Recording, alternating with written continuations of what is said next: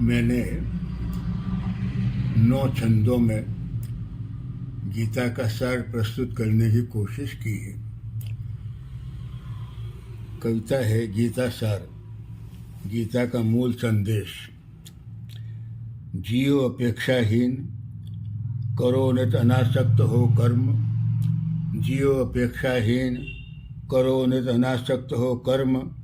सर्वभूत हित श्रेय साधना ही हो जीवन धर्म।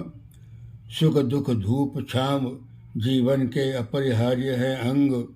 सहज भाव स्वीकारो इनको, मानस रहे अभंग। बहुत बढ़िया, बहुत सुंदर। ज्ञान कर्म सद्भाव भक्ति में लीन रहे ये प्राण। ज्ञान कर्म सद्भाव भक्ति में लीन रहे ये प्राण।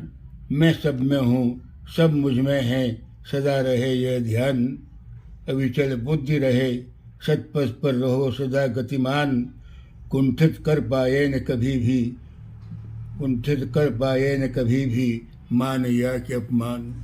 बहुत सुंदर। शुद्ध हृदय की दुर्बलता से रहो मुक्त निर्द्वंद। क्लैब्य दैन्य से नहीं कभी हो जीवन आभा मंद। नहीं सुखेच्छा रहे, दुखों में नहीं रहो उद्विग्न। राग द्वेष भय क्रोध मुक्त हो, कभी न हो वो खिन्न। रहे आत्मा आत्मा में स्थित, मानो पावो मन प्रसाद। रहे आत्मा आत्मा में स्थित, पावो मना प्रसाद। चित्त समाहित हो विराट में, कभी न हो अवसाद। यज्ञ कर्म की दीप्त शिखा में होमो अपना स्वत्व। प्रकृति प्रदत्त भोग भोगो, पर हो उनसे पृथकत्व। सदा स्वधर्म निरत रहकर पालो अपना कर्तव्य। सदा स्वधर्म निरत रहकर पालो अपना कर्तव्य।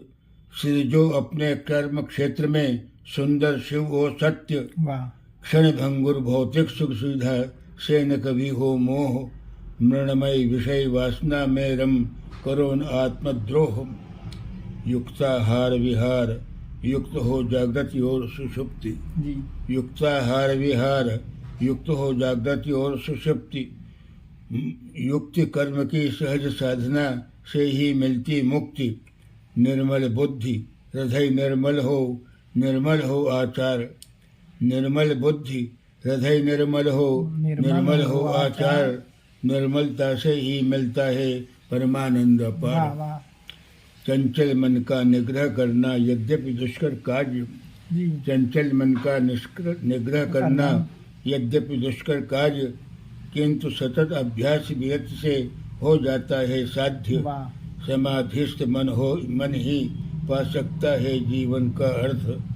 समाधिस्थ मन ही पा सकता है जीवन का अर्थ। करो आत्म केंद्रित ऊर्जा को, भटको यूं मत व्यर्थ। वाह, बहुत सुंदर, बहुत सुंदर।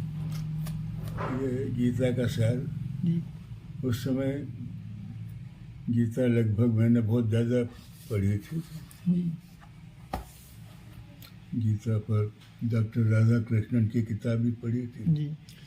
तो मन में आ गया तो लिख दिए 9 छंद। जी, बहुत सुंदर है साहब। ठीक है जी हाँ।